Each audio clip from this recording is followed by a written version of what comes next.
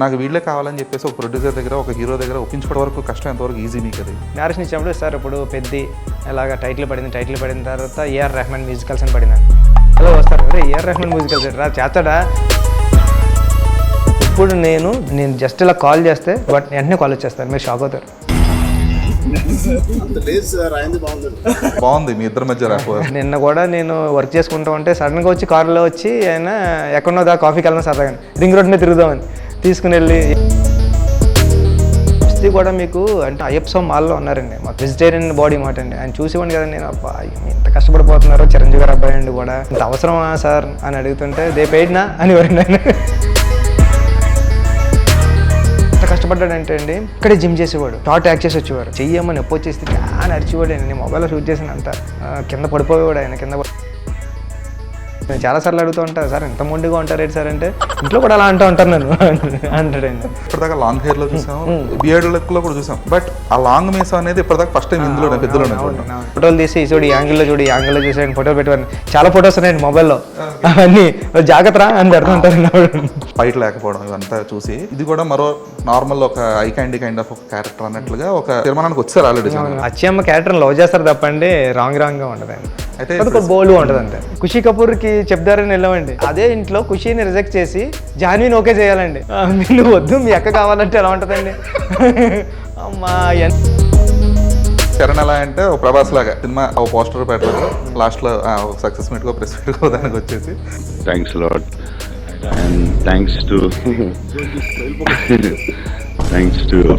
Lot thanks చెప్పేసి silent అయిపోతారు. చరణ్ సార్కి నచ్చితే ఏదైనా చేసేస్తారండి. చరణ్ సార్ అంటారు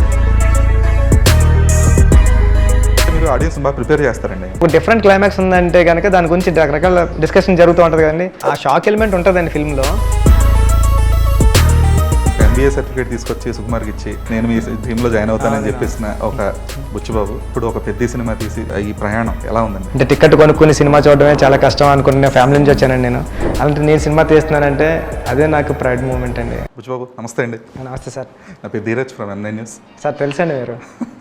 కానీ అసలు మిమ్మల్ని చూస్తే చాలా మెతక మనిషి, చాలా సైలెంట్ అనుకుంటాం, కానీ మొన్న కొంచెం మీ అంటే మీరు అంత అందరూ అనుకునేంత మెతక్ కాదు, పైకి కనిపించేంత మెతక అసలు కాదని చెప్పేసి మొన్న కొంచెం పరిచయం అయింది.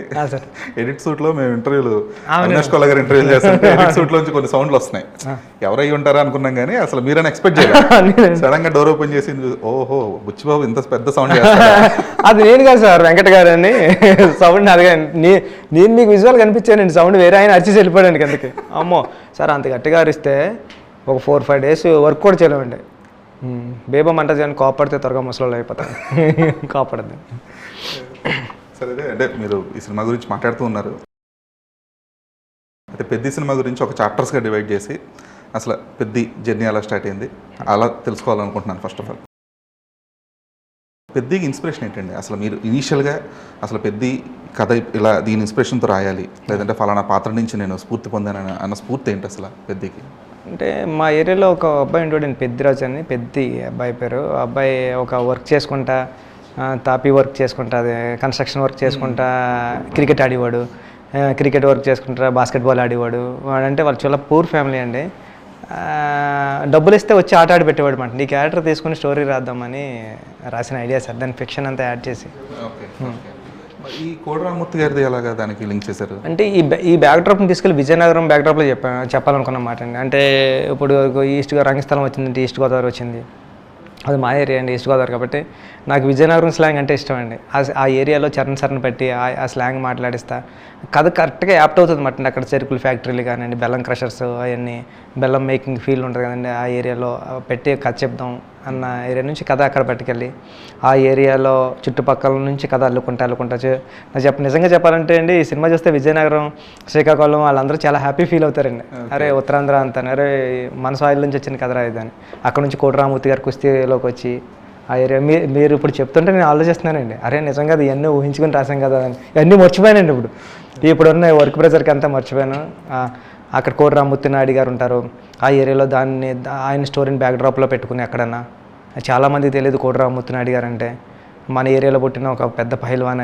ఆయన్ని చూపిద్దాం స్క్రీన్ మీదకి, కొద్దిగానే ఒక ఫోటో రూపంలో తెచ్చినా సరే హ్యాపీ అని. సో అంటే ఆయన క్యారెక్టర్ అంటే ఆయన జీవితాన్ని ఇన్కార్పొరేట్ చేసేటప్పుడు ఒక కమర్షియల్ సినిమాలో దట్టు ఇది క్రాస్ ఎథ్లీట్ అనే ఒక కాన్సెప్ట్ తీసుకున్నప్పుడు ఇప్పుడు మీరు ఇన్స్పైర్ అయిన క్యారెక్టర్ మీరు చెప్తున్నారు కదా పెద్ద ఏం పేరు ఆయన పేరు కూడా పెద్ద. సో ఆ క్యారెక్టర్కి ఇప్పుడు కోటి రామమూర్తి గారి ఒక జీవితాన్ని ఇన్కార్పొరేట్ అసలు కోటి రామమూర్తి గారి జీవితం అసలు ఏమి ఉండదండి, జస్ట్ ఒక మాట వస్తుంది అంతే అండి. ఓహో ఓకే. కోటి రామమూర్తి గారు అనే ఒక మాట అంతే తప్ప ఆయన జీవితానికి సంబంధం లేదండి. ఆయన ఫొటోస్ చూపిస్తూ ఉంటాం అంతే అండి. ఆయన ఒక ఇన్స్పిరేషన్ లో చూపిస్తారు అంతే. ఆయనకి ఒక గురువు, ఆయనకి ఒక శిష్యుడు ఉన్నాడు అంతే అండి, అంతే తప్ప అంతే. ఆయన చాలా మంది అనుకుంటారంటే ఆయన బయోపిక్ కైండ్ ఆఫ్ అనుకుంటున్నారు. అసలు దానికి దీనికి అసలు సంబంధం ఉండదండి. ఆయన్ని గురువుగా స్వీకరించే ఒక పర్సన్ ఉంటారంటే అంతే. ఓకే. అది మన శివన్న గారు అంతే. సో ఆయన శిష్యుడు చరణ్. అది ఎక్కడికి వెళ్తాడో అప్పుడు ఎప్పుడు వెళ్తాడు అన్నది కథ. ఓకే. అయితే మీ పాత్రలు అంటే ఉప్పెన సినిమాలో తీసుకున్నా కూడా క్యారెక్టర్ నేమ్స్ భలే ఉంటాయి. ఆశీర్వాదం, తాలింపు, ఇలాంటి కైండ్ ఆఫ్. ఇప్పుడు ఇందులో కూడా గౌర్నాయుడు, ఈ పెద్ది, ఈ పాత్ర పేర్లు ఎంత మీరు అక్కడ ఆ జియోగ్రఫికల్గా ఆ టెరైన్లో వచ్చే నేమ్స్ తీసుకున్నా కూడా అవి ఫెమిలియర్ చేయడానికి బాగా తాపత్రయపడతారు. ఈ ఫెమిలియర్ అంటే జనాలకి ఇదేదో కొత్త పేర్లో వినబడకూడదు, అలవాటు అయిపోవాలి ఆ పేరు అనేది. సో ఆ కేర్ ఎలా తీసుకుంటారు చెప్పండి అసలు. అంటే చాలా నేమ్స్ వింటూ ఉంటాం కదండి. ఎప్పుడు సరదాగా వెళ్ళినప్పుడు నాకు సరదాగా నేమ్స్ అడగడం ఇష్టం మాట అండి. ఇప్పుడు మీరు పరిచయం అయ్యారనుకోండి, షేకండి చెల్లిపోతే ఏం పేరు అని అడుగుతానండి. అంటే మీ పేరు చెప్తారు కదా, అది గుర్తుంటుందండి. అది గుర్తుండి అరే ఈ పేరు ఒక క్యారెక్టర్ పెట్టచ్చు ఎప్పుడన్నా. ఇప్పుడు దీంట్లో ఒక క్యారెక్టర్ ఉంటుందండి, క్యారెక్టర్ పేరు పిరంగి. ఆయన మన ఉపేంద్రాలమయ్య అనండి, మన యానిమల్లో ఉన్నారు కదండి, గన్ను పట్టుకుని వస్తారు కదా, యానిమల్లో ఉంటారు. వాటే థాట్ మా వాళ్ళు అందరూ పిచ్చెక్కిపోయారు. ఉపేంద్ర గారు ఆయన మరాఠీ యాక్టర్ అండి. ఆయన పేరు పిరంగి. అలాగే కొద్దిగా అంటే ఫర్ ఎగ్జాంపుల్ నాకు నేమ్స్ అంటే ఇప్పుడు దీంట్లో క్యారెక్టర్ పేరు అచ్చియమ్మ, ముప్పారపు అచ్చియమ్మ. మా ఊర్లో ముప్పారపు అచ్చియమ్మ కళ్యాణ మండపం అని ఉందండి. అంటే చాలా నా చిన్నప్పుడు నేను 9th క్లాస్ 8th క్లాస్ చదువుకునే టైంలో ఆమెకు 1 ఎకర్ ఏదో ఉంటే అది ఎన్టీపీసీ కట్టి ప్రాసెస్లో పోతే అప్పటికే 85,000 ఎంత ఇస్తే దాంతో ఆమె కళ్యాణ మండపం కట్టించారండి. మా వాళ్ళు అందరూ ఇప్పుడు మేము అందరూ బస్సు ఎక్కుతుంటే కొత్తపల్లి నుంచి పిఠాపురం బస్సు ఎక్కుతుంటే అక్కడే నిలబడి ఉండేవాళ్ళం. వర్షానికి వర్షం వచ్చినా ఎండ వచ్చినా దాంట్లో ఉంటా బస్సు వస్తుంటే చూసి ఎక్కేవాళ్ళు అండి. నేను ఎప్పటికైనా డైరెక్టర్ అయితే నేను మీ పేరు పెడతానని అనుకునేవాడిని అండి. ఆవిడ కూడా తెలియదు, ఆవిడ ఎప్పుడో చిన్నప్పుడు చనిపోయారండి. ఆవిడ ముసలావిడ మాట. ఆవిడ శ్రీదేవి గారి కూతురికి ఆమె పేరు పెడదాం, అంతకన్నా ఏం పెడదామని ముప్పారు పచ్చియమ్మని పెట్టానండి దీంట్లో. ఇంటి పేరుతో సహా పెట్టాను ముప్పారు పచ్చియమ్మ. మా ఊర్లో కూడా ఎవరికి తెలియదు అంటే 10 సినిమా చూస్తే తెలుస్తుందేమో. ముప్పారు పచ్చియమ్మ కళ్యాణ మండపం అని ఉంటుందండి. ఆవిడ పాపం పేదోళ్ళందరూ మ్యారేజ్ చేసుకుంటే వాళ్ళకి కరెక్ట్గా షెల్టర్ ఉండలేదు, పెళ్లి చేసుకుంటే ఇంట్లో చేసుకుని మళ్ళీ సడన్గా ఆగిపోతుంది రైన్ పడినది అని ఆవిడకున్న డబ్బులతో వచ్చిన డబ్బులతో కట్టేశారండి ఆవిడ. అందుకు ఆవిడ. అలాగే ఈ నెరేటివ్ అనేది చెప్పండి, ఎందుకంటే ఉప్పెనాలకు వచ్చేటప్పటికి ఏంటంటే చిన్నపాటి నాన్ లీనియారిటీ ఉంటుంది తప్పితే మోస్ట్లీ అంతా కూడా స్ట్రైట్ స్క్రీన్ ప్లేనే. ఎక్కడో కీ పార్ట్ ఒక్కటి మాత్రమే నాన్ లీనియర్గా నడిపించారు. ఇప్పుడు పెద్ద విషయానికి వచ్చేటప్పటికి లీనియర్గా నడిపించే స్కోప్ కొంచెం తక్కువ, ఎందుకంటే కొంచెం క్యూరియాసిటీ రైజ్ చేయాలి జనాల్లో. ఎవరు పెద్ద అనేది ఎవరు, ఏంటి అతని జర్నీ ఏంటి, ఈ కొంచెం నాన్ లీనియర్లోకే వెళ్ళాలి. సో ఈ నెరేటివ్ అనేది ఎవరి పర్స్పెక్టివ్లో వెళ్తుంది? పెద్ద సినిమా అంటారా? అంటే పెద్ద క్యారెక్టర్కి ట్రావెల్కి ఒక 2 పర్సన్స్ ఉంటారు. ఒక కథ చెప్తూ ఉంటాడు, ఒక కథ వింటూ ఉంటారు అన్నమాట. వాళ్ళిద్దరు నేరేషన్లో వెళ్తూ ఉంటుందండి. ఆ క్యారెక్టర్లు 2 చాలా ఇంపార్టెంట్ అండి సినిమాకి. మీకు ఆయన్ని నేరేట్ చేసే పర్సన్ కూడా మా మలయాళం యాక్టర్ని ఒక తీసుకున్నామండి. ఆయన మీరు రేపు పొద్దున్న చూస్తే షాక్ అవుతారండి. అరే అమ్మ ఇతను చెప్పాడే కదా అని. బొమ్మన్ గారు వింటూ ఉంటారు అన్నమాట స్టోరీ. వాళ్ళిద్దరూ ఒక ట్రైబులా ఉంటాడు, ఒక ఆయనేమో పెద్ద దొరల అతనిలాగా చాలా సోఫిస్టికేటెడ్గా ఉంటాడు. వీళ్ళిద్దరు జర్నీ కొండల్లోంచి ట్రావెల్లోంచి అవుతా. ఓకే. సో వాళ్ళ జర్నీలో ఈ స్టోరీ. ఓకే. అది చాలా మంచి నెరేటివ్ అండి, ఎందుకంటే మనం చూసిన మహానటి ఇవన్నీ కూడా అలాంటి కైండ్ ఆఫ్ నెరేటివ్స్. సో అప్పుడు ఎప్పుడైతే ఒక 3rd పర్సన్ పర్స్పెక్టివ్లో చూపిస్తాం కథని, ఇక్కడ ఆ బొమ్మని రాణి పాత్ర ఎంత ఎగ్జైట్ అవుతుందో ఆడియన్స్ కూడా ఎంత ఎగ్జైట్ అవుతా ఉంటారు. ఎగ్జాక్ట్లీ అండి, ఎగ్జాక్ట్లీ. ఈ నేరేషన్ ఇచ్చేవాడు కూడా రేట్ చేస్తూ ఉంటాడండి స్టోరీని. ఓకే, సరే. ఇప్పుడు చాప్టర్ 2లో వద్దాం, ప్రీ ప్రొడక్షన్. మొన్న అవినాష్ కొల్లా మాట్లాడుతూ ఆల్మోస్ట్ 14 months ఈ సినిమాకి ప్రీ ప్రొడక్షన్కే వర్క్ చేసామని చెప్పేసి అన్నారు. సో ఈ టెరైన్ అనేది అంటే విజయనగరం టెరైన్ అనేది ఫిక్స్ అయిన తర్వాత 24 sets దాకా వేసాము. ఇవి మల్టిపుల్ సెట్స్ లాగా విజయనగరం కంప్లీట్ ఒక ఊరు సెటప్ ఒకటి, ఈ కుస్తీసాల ఒక 2-3 సెటప్స్ సెట్స్. ఇవి కాకుండా మళ్ళీ చిన్న చిన్న సెట్స్ ఇవన్నీ కూడా చాలా వేసుకుంటూ వచ్చామని చెప్పన్నారు కదా. సో మీరు ఒక షార్ట్ డివిజన్గా అనుకున్నప్పుడు ఇప్పుడు ఏ సెట్లో ఏ రోజు షూట్ చేస్తాము, ఎక్కడ అప్పుడు ఫర్ ఎగ్జాంపుల్ విజయనగరం ఊరి సెట్లో ఒక కైండ్ ఆఫ్ సీక్వెన్సెస్ ఉంటాయి, ఎందుకంటే దట్టు ఇదేంటి మళ్ళీ 1980 నుంచి 1990 దాకా జరిగాయి కదా. సో ఈ షార్ట్ డివిజన్ ఇదంతా ఎలా ప్లాన్ చేసుకున్నారు, ఈ సెట్ వర్క్ ఎలా అయింది? అదంతా కూడా రైటింగ్లోనండి. కోఆర్డినేటర్ గారికి ఇచ్చేస్తే ఆయన సీన్ అంతా షార్ట్ డివిజన్ చేసి డైరెక్షన్ డిపార్ట్మెంట్ మనతో అంతా ఈ సీన్ విజయనగరం సెట్ అంటే లవ్ స్టోరీ అంతా విజయనగరం సెట్లో చేద్దాం, శ్రీలంక అంటే వేరే ఎపిసోడు, అలాగా అప్పుడు పూణే అంటే వేరే ఎపిసోడ్, మహాబలేశ్వర్ అంటే వేరే ఎపిసోడ్, అన్నీ షార్ట్ డివిజన్ చేసి ప్రాపర్ ప్లానింగ్తోనే వెళ్ళామండి ఫిల్మ్కి. ఎక్కడ మీకు అంటే మెయిన్ ఒక 2 months ఎక్కడైతే ప్రాబ్లం వచ్చింది, మన స్ట్రైక్ జరిగింది కదండి, అక్కడ ఒక 2 months ఆగింది కానండి. చరణ్ సార్కి దెబ్బ తగిలినా సరే షూట్ చేసాం. మీకు ఇక్కడ రైన్స్ ఎక్కువ పడిపోతున్నాయంటే శ్రీలంక వెళ్ళిపోయి షూట్ చేసామండి ఆ రోజు. అప్పుడు ఇండియాలో ఎక్కడ రైన్స్ లేవని చూస్తే ఇండియాలో ప్రతి ప్లేస్లోనే ఉందండి. ఒక 10 days షూట్ పెట్టుకుందామంటే ఒక 3 days ఎక్కడ లేదు కానీ 4th day అక్కడ ఉందండి, 4 days అక్కడ లేవు, 6th day ఇంకో దిక్కున ఉంది మన ఏమి ప్లేస్లో.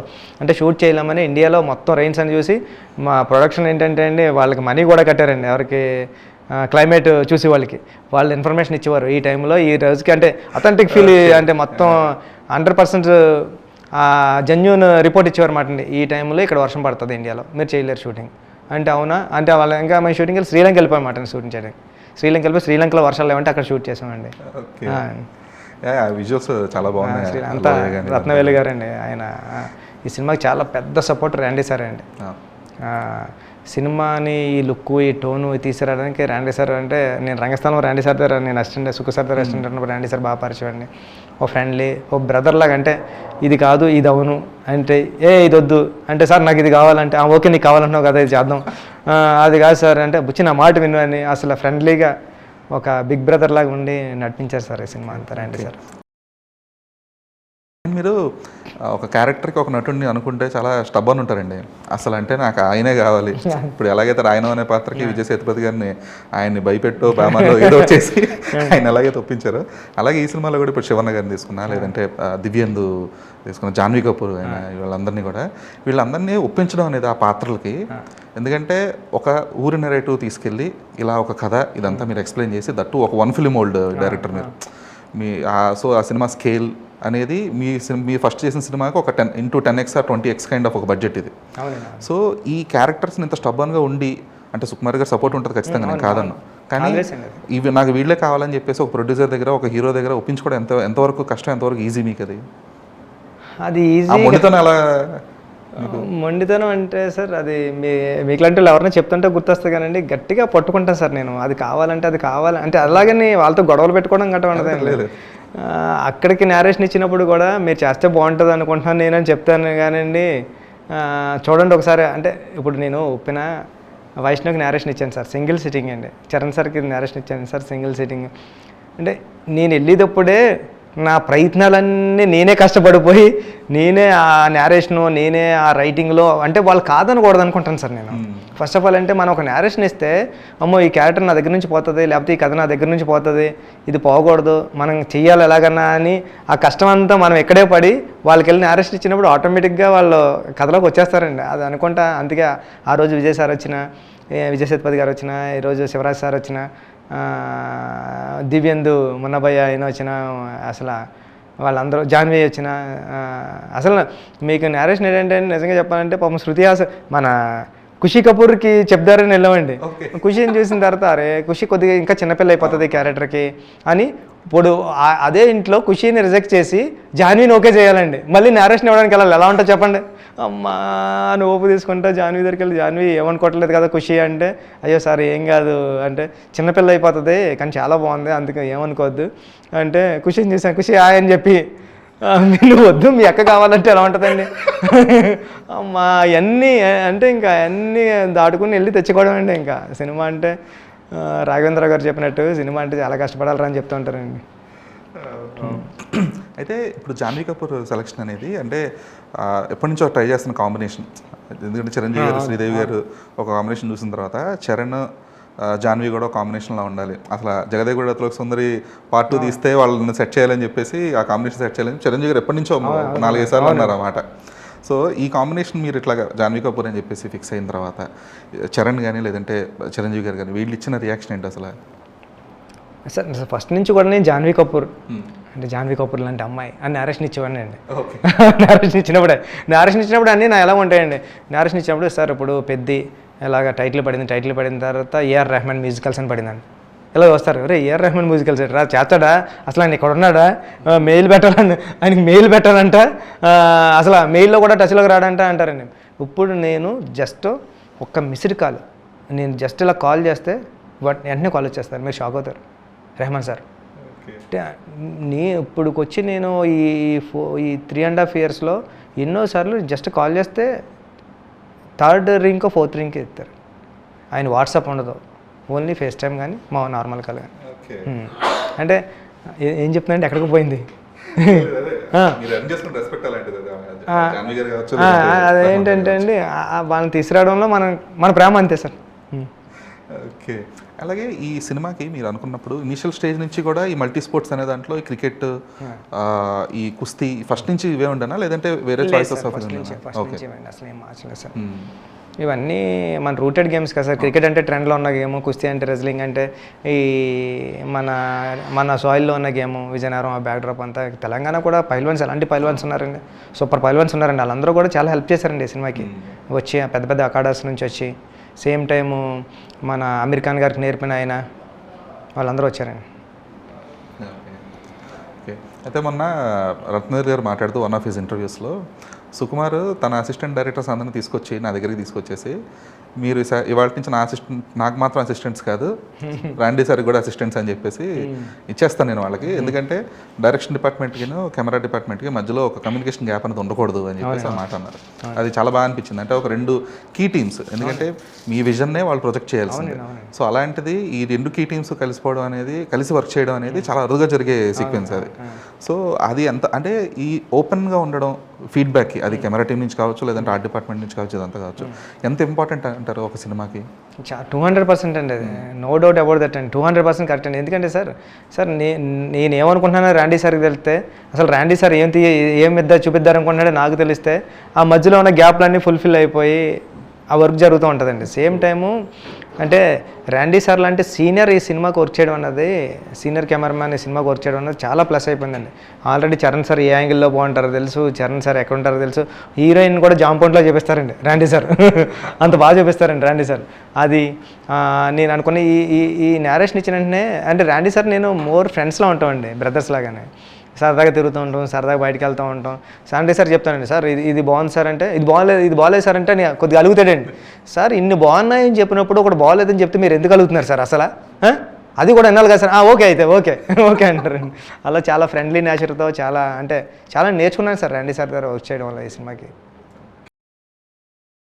ఈ సినిమాకి మెయిన్ చరణ్ తన డెడికేట్ చేసిన టైం కానీ లేదంటే తను డెడికేషన్ అనేది స్పెసిఫిక్గా బాడీ స్ట్రక్చర్ డిఫరెన్స్లో, ఎందుకంటే క్రికెట్ ఆడినప్పుడు బాడీలో ఎంత ఈజ్ ఉండాలో అంత ఈజ్ కనిపిస్తుంది, ఒక కుస్తీ ఆటగాడిగా ఎంత స్ట్రక్చర్గా ఎంత బాడీ అనేది మజిల్ అదంతా కనబడాలో అలాగా కనిపిస్తుంది.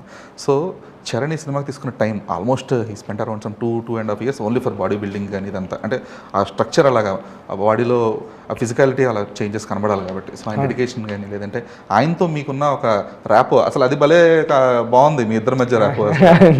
సార్ అంటే నేను అసిస్టెంట్ డైరెక్టర్ ఉన్నప్పటి నుంచి చరణ్ సార్ నా పరిచయం అండి. నేను చరణ్ సార్తో సినిమా ఇంత ఎర్లీగా చేస్తాను నేను ఊహించలేదు సార్. అంటే ఏదన్నా అనుకుంటాం కానండి, ఏదో రాసుకున్నాం అనుకుంటాం, నా సెకండ్ ఫిల్మ్లో హీరో రామ్ చరణ్ గారు అని రాసుకున్నాను కానండి, ఎవరు నమ్ముతారండి? అంటే నేను ఎవరికైనా చెప్పాలంటే కూడా వీడికి ఇంకా ఉప్పున రిలీజ్ అవ్వలేదు, సెకండ్ ఫిల్మ్లో హీరో రామ్ చరణ్ గారా అనుకుంటారు కదండి. నేను జెన్యూన్గా వెళ్ళి రామ్ చరణ్ సార్కి అప్రోచ్ అయ్యానండి. సార్ నేను ఇలా ఇది నేరేషన్ సుక్కు సార్ తీసుకెళ్ళి కూర్చోబెట్టారండి, కథ చెప్తాడండి. నేను సుక్కు సార్ చరణ్ సార్కి నేరేషన్ ఇస్తుంటే సుక్కు సార్ ఇలా కనిపిస్తున్నారండి, సార్ మీరు కొద్దిగా ఇలా బ్యాక్ వచ్చాను సార్ కానీ మా గౌరవ్ గారు కనిపిస్తుంటే చెప్పడం నేరేషన్ కొద్దిగా సిగ్గు అనిపించిందండి. అంటే సార్ ఇలా వచ్చాను, ఓకే రా నువ్వు చెప్పరా అంటే వచ్చేసి నేరేషన్ ఇచ్చానండి. చరణ్ సార్ నేను కిందకు వచ్చి నేరేషన్ ఇస్తుంటే చరణ్ సార్ కూడా కిందకు వచ్చాను. అంటే ఉప్పినప్పటి నుంచి ఆ రంగస్థలం అప్పటి నుంచి ఆ బాండింగ్ ఉంది సార్ చరణ్ సార్కి. అందుకే నేను ఫ్రీగా ఏదన్నా వెళ్ళి అడిగేసేవాడిని సార్. అంటే సార్ నేను ఎన్నో అడుగుతా, మీరు మాత్రం ఏం ఫీల్ అవ్వకండి, అంటే నువ్వు అన్నీ అడుగు, నీ ఎనర్జీ నాకు కావాలి, నువ్వు అస్సలు ఫీల్ అవ్వకు, నువ్వు ఎంత స్పీడ్గా ఎంత ఎనర్జీగా ఉన్నావో అదే మమ్మల్ని అందరినీ నడుపుతుంది, నువ్వేం ఫీల్ అవ్వకు, ఇంత డౌట్ కూడా అని వచ్చి నేను ఇప్పుడు నిన్న కూడా నేను వర్క్ చేసుకుంటూ ఉంటే సడన్గా వచ్చి కారులో వచ్చి ఆయన ఎక్కడో దా కాఫీకి వెళ్ళిన సరదాగా రింగ్ రోడ్ మీద తిరుగుదామని తీసుకుని వెళ్ళి ఏంటి ఎలా తిరుగుతుంది ఆయన ఫస్ట్ మాట్లాడిన 10 మాటలు కూడా ఎలా ఉన్నావు, తింటున్నావా, ఉంటున్నావా, జిమ్ చేస్తున్నావా, ఇవన్నీ మాట్లాడదు తప్పని సినిమా ఎట్ అవుతుందిలే అది అని అలాగా అసలు. అంటే ఈ సినిమాకి చరణ్ సార్ లేకపోతే నాకు చాలా కష్టమేనండి. మీరు ఆశ్చర్యపోతారు, ఈ సినిమాలో only second take third take వరకు సెకండ్ టేక్ నాదండి. 3rd 4th 5th 6th 7th 9th మీరు ఎన్ని టేకులు అయితే అన్ని టేకులు చరణ్ గారి అండి. 1 more లైన్ అడిగి చేశారండి అంతే. నాది ఓన్లీ సెకండ్ టేక్ అండి. సెకండ్ టేక్లో నేను సాటిస్ఫై అయిపోయాను. సార్ చాలు సార్ లేదు ఇంకోటి చేద్దాం అంటే ఓకే సార్ అంటే మళ్ళీ ఇంకోటి చేద్దాం. మీరు చూస్తే ఎప్పుడన్నా ఒక షార్ట్ తీసుకుని చేస్తే ఒక టేక్ 10 టేకులు ఉన్నాను, 8 టేకులు అనియండి, 2 నావి. అంత కష్టపడ్డారు సార్. సార్ నేను ఫస్ట్ సెకండ్ టేక్ అండి, నేను రెండోసారి ఇంకేం అడుగుతాం బాగోదేమో అంటే లేదు ఇంకోటి చేద్దామని ఆయన అనేవాడు. 1 more అనేవాడు. ఓకే సూపర్ సార్ అయితే సూపర్ సార్ రెడీ అంటే. ఇప్పుడు ఈ కుస్తీ కూడా మీకు అంటే ఆయన అయ్యప్ప మాల్లో ఉన్నారండి, మొత్తం అదంతా వెజిటేరియన్ బాడీ మాట అండి. ఆయన చూసేవాడిని కదండి నేను, అబ్బా ఇంత కష్టపడిపోతున్నారు చిరంజీవి గారు అబ్బాయి అండి కూడా, ఇంత అవసరమా సార్ అని అడుగుతుంటే దే పెయిడ్నా అనేవారు నేను జోక్ చేస్తా అలాగా. అంటే మీకు చరణ్ సార్లో చూసింది ఏంటంటే చరణ్ సార్ హృదయానికి దగ్గరగా తీసుకుంటాడండి, మా గురువు గారిని కానీ నన్ను కానీ. నేను అన్ని షూటింగ్ లాస్ట్ డేస్కి వస్తున్నప్పుడు కూడా చరణ్ సార్ని మిస్ అయిపోతున్నాను అయ్యో అన్న ఫీలింగ్ వచ్చేసిందండి ఆయన కష్టాన్ని చూసి. ఇప్పుడు ఆయన ఎంత కష్టపడ్డాడంటే అండి, అక్కడే జిమ్ చేసేవాడు, మళ్ళీ షార్ట్ యాక్ట్ చేసి వచ్చేవారు, మళ్ళీ వెళ్ళేవారు, మళ్ళీ ఒక షర్ట్ చేసేవారు, మార్నింగ్ జిమ్ చేసి వచ్చి చెయ్యమని నొప్పి వచ్చేసింది అని అరిచేవాడు. నేను మొబైల్లో షూట్ చేసిన అంత కింద పడిపోయేవాడు ఆయన, కింద పడిపోయి మళ్ళీ వేసేవాడిని, సార్ ఆపేద్దాం అంటే లేదు చేద్దాం. కంటికి దెబ్బ తగిలేసి బ్లడ్ అంతా కారిపోతుంటే ఇలా వైట్ కచ్చిప్ అంతా ఇలా పెట్టుకుంటే మొత్తం రెడ్ అయిపోయిందండి. రెడ్ అయిపోతే దాన్ని పట్టుకుని కూడా వెళ్ళి నువ్వు ఎక్కడ ఉండు నేను వెళ్ళొచ్చేస్తాను, స్టిచ్చింగ్కి వెళ్ళొచ్చేస్తానంటే నాకు భయం వేసిందండి. చిరంజీవి సార్ వెళ్తే ఏం చేస్తారు అని వెంటనే మళ్ళీ వెళ్ళి నెక్స్ట్ డే షూటింగ్. సార్ ఒక్క నిమిషం ఆఫ్టర్నూన్ నుంచి వచ్చేస్తానండి, ఆగండి సార్ బాబు మరి మీరు అంటే వచ్చేస్తాను బయలుదేరిపోతే కొద్దిగా స్వెల్లింగ్ వచ్చిందండి, అది స్క్రీన్లో కనపడుతుంది కాబట్టి ఆగారు కాబట్టి నెక్స్ట్ డేకి పోయిందండి. మళ్ళీ నెక్స్ట్ డే వచ్చారండి. అసలు అంత మొండండి. నేను చాలాసార్లు అడుగుతూ ఉంటాను, సార్ ఎంత మొండిగా ఉంటారేంటి సార్ అంటే ఇంట్లో కూడా అలా ఉంటాను నేను అంటాడండి. లుక్ గురించి చెప్పండి, ఎందుకంటే చరణ్ ఇప్పటిదాకా లాంగ్ హెయిర్లో చూసాం, బియర్డ్ లుక్లో కూడా చూసాం RRRలో వీటిలో. బట్ ఈ ఏదైతే మీస కట్ ఉందో ఆ లాంగ్ మీస అనేది ఇప్పటిదాకా ఫస్ట్ టైం పెద్దలోనే చూడడం. ఈ లాంగ్ బియర్డ్ హెయిర్ చూసాను చిరుత టైం నుంచి కూడా లాంగ్ హెయిర్ ఇదంతా కూడా టెక్స్చర్ ఇదంతా కూడా. సో ఈ లుక్ ఫైనల్ ఎలాగా? లుక్ కోసం చాలా వర్క్ చేసామండి మేము, అంటే డిఫరెంట్ చాలాసార్లు చాలా రోజులు ఆయన బిఎడ్ కానివ్వండి ఎయిర్ కానీ మొత్తం అంతా పెంచుకుంటూ కూర్చున్నారండి. దాన్ని డిఫరెంట్ స్టైల్స్లో చేసి ఆయనే ఫొటోస్ పంపి నాకు ఇది సరిపోదా నేను లేకపోయినా సరే ఆయన ఎక్కడికైనా వెళ్ళినప్పుడు కూడా ఫోటోలు తీసి చూడు ఈ యాంగిల్లో చూసి ఆయన ఫోటోలు పెట్టేవాడిని. చాలా ఫొటోస్ ఉన్నాయండి మొబైల్లో, అవన్నీ జాగ్రత్త అని పెడుతుంటారండి అవన్నీ కూడా. అంటే ఈ క్యారెక్టర్ పెద్ద క్యారెక్టర్ని నేను ఫస్ట్ నుంచి లవ్ చేశానండి.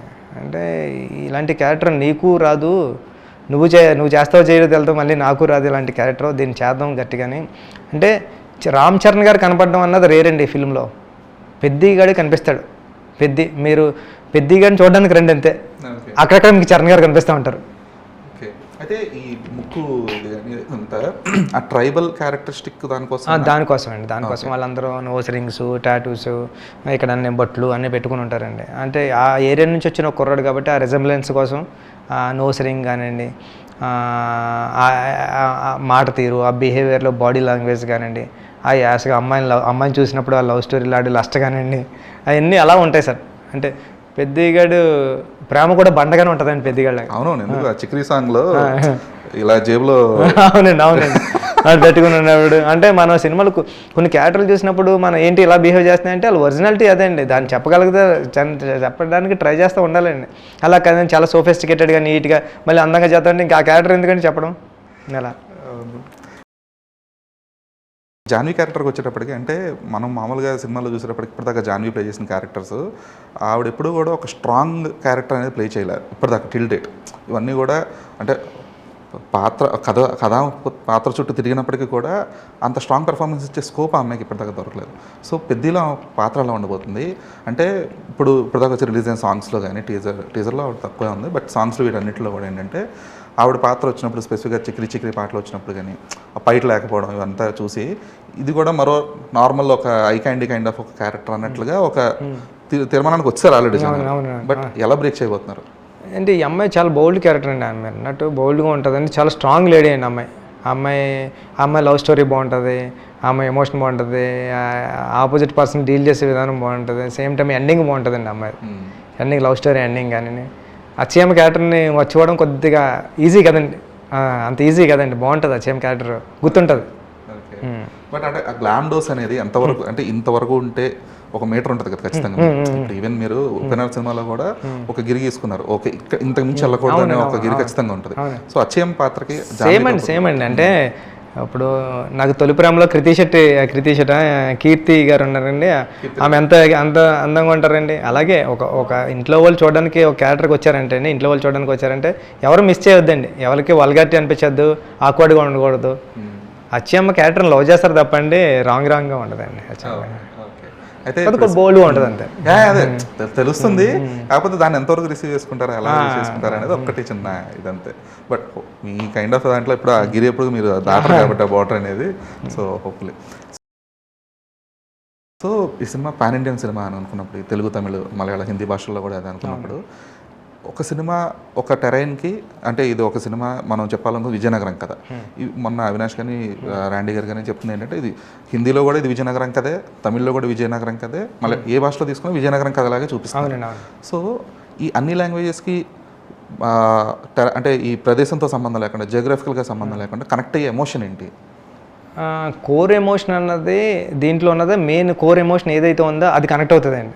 సేమ్ టైం దీంట్లో ఉన్న ఆట ఏ ఏరియాలో, ఈ కంట్రీలోనే కదండి, వేరే కంట్రీలో కూడా ఆట అందరూ ఇంట్రెస్టే కదండి. అది ప్లస్ పాయింట్ అనుకుంటామండి. ఆటకి మాట అవసరం లేదండి, అది ఇన్వాల్వ్ అయిపోయి చూసేస్తారండి గేమ్ అన్నది, అది చాలా ప్లస్ అనుకుంటున్నానండి. ఓకే, ఈ ప్రమోషనల్ కంటెంట్కి వచ్చేటప్పటికి ఏంటంటే ఫ్యాన్స్ కొంచెం మీ మీద కొంచెం గురుగానే ఉన్నారు, అసలు బుచ్చిబాబు మాకు కరెక్ట్ కంటెంట్ ఇవ్వట్లేదు అని చెప్పేసి. సో ఎందుకు ఒక ఫైనల్ ప్రమోషనల్ కంటెంట్ ఫైనల్ అవ్వడానికి ఎందుకు అంత టైం పట్టింది? అలా ఏం లేదండి, ప్లాన్ చేశారు, ప్రొడక్షన్ హౌసే ప్లాన్ చేశారండి. నేను సినిమా తీసేవగలను కానండి, వాళ్ళు ప్రొడక్షన్ హౌస్ ఏదైతే ప్లాన్ చేస్తారో, మీరు ఇంటర్వ్యూలు ఇప్పుడు ఇమ్మని ప్లాన్ చేశారు, ఇప్పుడు ఇస్తున్నాం. అలాగే అంటే సేమ్ టైం ప్యారలల్గా అన్ని వర్క్స్ జరుగుతున్నాయండి. నేను నా వర్క్ చేసుకున్నాను, చరణ్ సార్ వర్క్ చేస్తున్నారు, నేను చెన్నైలో వస్తున్నాను, మళ్ళీ ఇక్కడ, మళ్ళీ ముంబై, మళ్ళీ ఇక్కడ ఎడిటింగ్ జరుగుతుంది. అలానే ఫ్యాన్స్ ఎమోషన్స్ ఎప్పుడు చాలా ఇష్టంగా ఉంటుందండి, ఆ క్రేజ్ ఎప్పుడు ఉండాలండి. అంటే సూసైడ్ నోట్లు వేసేదాకా చాలా మంచి సినిమా వస్తుందండి బాబు వాళ్ళకి. అంటే చరణ్ సార్ని ఇలాంటి సినిమాలో మా హీరో మంచి సినిమా చేసాడని ఫీల్ అవుతారండి. అలాంటి ఎమోషనల్ కంటెంట్ ఉన్న ఫిల్మ్ అండి ఇది. అంటే గర్వంగా అరే మా హీరోకి పెద్ద ఉంది అని చెప్పుకునే ఫిలిం మాట అండి. అంటే వాళ్ళు చెప్పినప్పుడు ప్రైడ్గా చెప్పుకోవచ్చు. ఓకే, వేరే లాంగ్వేజ్లో ఇలాంటి సినిమాలు వస్తే ఆ హీరో ఎంత ఫీల్ అవుతాడు, మన హీరోకి వచ్చింది అది అన్నది ఫీల్, అలాంటి కథ అండి ఇది. ఓకే, మామూలుగా చరణ్ ఏంటంటే సినిమాల ప్రమోషనల్ విషయంలో చాలా సైలెంట్గా ఉంటారు ఆయన. ఒక ఆర్ఆర్ఆర్ టైంలోనే రాజమౌళి ఎన్టీఆర్తోనే రాకపోతే ఆయన ఒక కైండ్ ఆఫ్ ఒక మూమెంటంలో ఉన్నారు, కానీ చాలా సైలెంట్గా ఉంటారు ఆయన. ఈ సినిమా విషయానికి వచ్చినప్పుడు మాత్రం డబ్బింగ్ చెప్తూ మీతో జోకులు కానీ లేదంటే ఆయన బేసిక్గా చరణ్ ఎలా అంటే ఒక ప్రభాస్ లాగా సినిమా ఓ పోస్టర్ పెట్టలేదు, లాస్ట్లో సక్సెస్ మీట్కో ప్రెస్ మీట్కో దానికి వచ్చేసి థ్యాంక్స్ చెప్పేసి సైలెంట్ అయిపోతారు ఆయన. సో ఈ సినిమాలో ఆయన ఇన్వాల్వ్మెంట్ స్పెసిఫిక్గా ప్రమోషన్స్లో ఎలా ఉండబోతుంది? ఎందుకంటే ఇప్పుడు మొన్న మీరు చెప్పారు కార్లో కూడా ఒక ఇంటర్వ్యూలో షూట్ చేశారని చెప్పేసి. సో ఇంకా ఫ్యాన్స్కి ఎలివేటింగ్ అన్నిటికీ చరణ్ సార్ అలా అని లేదు సార్, చరణ్ సార్కి నచ్చితే ఏదైనా చేసేస్తారండి. చరణ్ సార్ అంటారు ఇప్పుడు ఈ సినిమాలో ప్రతిరోజు నేను ఎంజాయ్ చేశాను షూటింగ్ అని. ఆ ఎంజాయ్మెంట్ ఆయన బయటికి తీసుకొచ్చి సరదాగా మాట్లాడించి అది చేస్తుందామండి. ఆయన కూడా చాలా అగ్రెసివ్గా ఉన్నారండి. ఇప్పుడు మొత్తం అన్నీ చేద్దాం, మనం ఈ ప్రీ రిలీజ్ ఈవెంట్ ఉందండి, విజయనగరం ఉంది, ముంబైలో ఉంది, భోపాల్లో ఉందండి. అవన్నిటికి సరదాగా అంటే ఇంత మంచి సినిమా సమ్మరు ఫ్యామిలీ అంతా అంటే ఇలాంటి సినిమాని అందరూ చూడాలని మేము అందరూ కోరుకుంటున్నామండి. అంటే ఫ్యామిలీ కానీ కిడ్స్ కానీ ఈ జనరేషన్ కానివ్వండి, స్పోర్ట్స్ ఇవన్నీ ఉన్నాయండి. ఈ 6 months నుంచి ఏది మూవీ కూడా ప్రాపర్గా లేదు అంటున్నారండి. 4-5 months నుంచి సినిమా కూడా లేదు. సినిమా అలాంటి సినిమా వస్తే అది మొత్తం ఫ్యామిలీ అంతా వెళ్ళి చూడాలి సమ్మర్కి ఈ సినిమానండి. వెయిట్ చేస్తున్నాను అందరూ. ఆ ప్రమోషన్ కూడా దాని టైప్లోనే గట్టిగా. అండ్ పద్ది స్పెషల్ సాంగ్ విషయంలో చాలా కన్ఫ్యూజన్ ఉండిందండి. అంటే ఫస్ట్లో రొనాల్డో అని చెప్పేసి అదని ఇదని అసలు హీరోయిన్ ఫైనలైజ్ అవ్వట్లేదు అని చెప్పేసి, అంటే ఒక పెద్ద లాంటి ఒక హై బడ్జెట్ సార్. అంటే అది అదే ఆ టైం పీరియడ్లో దీనికి ఉన్న క్రేజ్కి దీనికి ఉన్న బజ్కి అలా అనుకున్నారు కానండి, అసలు ఎవరిని అనుకోలేదండి. అసలు మృణాల్ లేదు, అసలు లేదండి మామూలుగా అనుకున్నాం, శృతి హాసన్ అనుకున్నాం, మా వర్క్ మేము చేసుకుంటున్నాం. శృతి హాసన్ అవునండి, అంటే శృతి హాసన్ ఏదైనా కొత్త అమ్మాయికి వెళ్దాం అనుకున్నామండి, చూద్దామని. మళ్ళీ ఎందుకులే కొత్త మళ్ళీ డ్యాన్స్ రావాలని మళ్ళీ శృతి హాసన్ అనుకున్నాం, మా వర్క్ మేము చేసుకుంటున్నాం. జాహ్నవి కూడా యాడ్ అవుతుందండి, ఇద్దరు కలిసి చేస్తారండి సాంగ్. అది అది అంతే తప్పండి, అసలు ఆ కన్ఫ్యూజన్ అంతా సోషల్ మీడియాలోనండి నా దగ్గర. ఓకే. అలాగే మీ సినిమాలు అంటే మీరు ఆడియన్స్ బాగా ప్రిపేర్ చేస్తారండి. ఫర్ ఎగ్జాంపుల్ ఇప్పుడు ఉప్పెనకి ఏంటి ఆ కీ ఇంపాక్ట్ఫుల్ సీన్ ఏంటి అనేది ఆల్మోస్ట్ సినిమా రిలీజ్కి ముందే జనాలందరికీ తెలుసు. ఓకే, ఇలాంటి కైండ్ ఆఫ్ ఒక సీన్ ఉండబోతుంది దాన్ని ఎలా డిజైన్ చేస్తారో చూడడానికి రావడం. అదే. సో ఇప్పుడు పెద్ద విషయంలో కూడా ఇప్పుడు రకరకాల ఓకే ఇలా ఉండబోతుందంట, ఇదంట అని చెప్పేసి చాలా నెరేటివ్స్ ఆల్రెడీ సోషల్ మీడియాలో కానీ పబ్లిక్లో కానీ ఉంటున్నాయి. సో ఇవంతా కూడా మీరు ప్రాపర్గా ప్లాన్ చేసే నెరేటివ్స్ అనేవి ఇవన్నీ కూడా ఆడియన్స్ని ఏంటంటే ఎప్పుడైనా సరే సార్ ఒక స్ట్రాంగ్ పాయింట్తో ఒక పాయింట్తో సినిమా తీస్తున్నాం అనుకోండి సార్, అప్పుడు ఏమనిపిస్తుంది అంటే వాళ్ళకి క్యూరియాసిటీ ఉంటుందండి దాని గురించి. ఒక నార్మల్ క్లైమాక్స్ ఉందనుకోండి సార్, దాని గురించి డిస్కషనే పెట్టరు, ఒక క్లైమాక్స్ ఉంటుంది. కానీ ఒక డిఫరెంట్ క్లైమాక్స్ ఉందంటే కనుక దాని గురించి రకరకాల డిస్కషన్ జరుగుతూ ఉంటుంది కదండి. అలాగే ఉప్పెనకి కానీ దీనికి కానీ అలా చేస్తున్నారండి, అది ప్లస్ పాయింటేలేండి, మైనస్ ఏం కాదు. ప్లస్ పాయింటే. కాకపోతే కొంచెం ఆ ప్రెషర్ని తగ్గించుకోవడానికో లేదంటే భారాన్ని కొంచెం దించుకోవడానికో కొంచెం ప్రాపర్గా పక్కాగా ప్లాన్గా వెళ్తారేమో అనిపిస్తుంది. లేదండి, అది దాన్ని మీకు ఆ షాక్ ఎలిమెంట్ ఉంటుందండి ఫిల్మ్లో, కానీ అది ఎలాగా డిజైన్ జరిగింది అరే అని అది అది అది మెయిన్ థింగ్ అండి. ఓకే. నేను ఇప్పుడు రంగస్థలానికి మించే సినిమా ఉంటుందని చెప్పేసి మొన్న సుకుమార్ గారు కానీ లేదంటే రత్నవేలు గారు కానీ, అంటే రంగస్థలం అనేది తెలుగు సినిమాల కమర్షియల్ ఫార్మాట్ టెంప్లెట్కి ఒక బెంచ్ మార్క్. అది రామ్ చరణ్ కెరీర్ మాత్రమే కాదు, ఒక తెలుగు సినిమా కమర్షియల్ టెంప్లెట్కి ఒక బెంచ్ మార్క్. అప్పుడు ఆ సినిమాని మించి పెద్ద ఉంటుంది అనేది ఒక స్ట్రాంగ్ స్టేట్మెంట్. దట్టు సుకుమార్ అలాంటి స్టేట్మెంట్ ఇవ్వడం అనేది వాళ్ళ అభిమానం ఉండదు అంత. మా గురువు గారు నేను నిజంగా చెప్పాలంటే ఆయన నేను శిష్యుని కాబట్టి అంటే అంత ప్రేమగా అంటారు. కానీ రంగస్థలం సపరేట్ జానర్ అండి, ఇది సపరేట్ జానర్. జానర్ గురించి అర్థమైంది స్థాయిలోనే ఉంటుంది అంటున్నారు. అసలు ఉంటే స్థాయి కూడా అంటే మించేస్తుంది. అసలు చిట్టుబాబుని మర్చిపోతారు పెద్ద చూసే అంటున్నారు. అలా జరిగితే అదృష్టమే కదండి, దేవుడి జయవాళ్ళు జరగాలని కోరుకుంటున్నానండి. అంటే సినిమా బాగుంటుందండి, సినిమా చాలా లాస్ట్ 45 minutes కూడా చాలా ఎమోషనల్గా ఉంటుందండి, హృదయానికి అత్తుకుంటుందండి ఫిల్మ్. అంటే భలే సినిమా చూసామరా మనం, మంచి ఫిల్మ్ చూసామరా మన తెలుగులోని అన్న ఫీల్ ఒకటి గట్టిగా ఉంటుందండి, అది చాలా ప్లస్ అవుతుంది. ఓకే. ఓకే.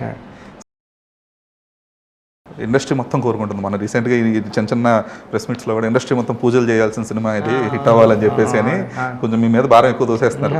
ఎందుకంటే మళ్ళీ తెలుగు సినిమా టికెట్ సిస్టమ్ అనేది లేదంటే అసలు టికెట్లు కానీ థియేటర్లు కానీ రివైవ్ అవ్వాల్సిన బాధ్యత అంతా పెద్ద మీద మీ మీదే ఉంది. సో ఈ ప్రెజర్ అలా తీసుకుంటారు. ఏమోండి నా కెరీర్ అంతా ఆఫ్టర్ కోవిడ్ తర్వాత ఉప్పుని వచ్చినప్పుడు అలాగన్నారండి, ఇప్పుడేమో మళ్ళీ ఎప్పుడు ఎలాగంటున్నారండి. సార్ నేను చేయాల్సిన పని, నేను రెహమాన్ సార్కి అదే చెప్పానండి, సార్ నేను చేయాల్సిన పని అంతా చేశాను, ఇక మీ చేతిలో ఉంది.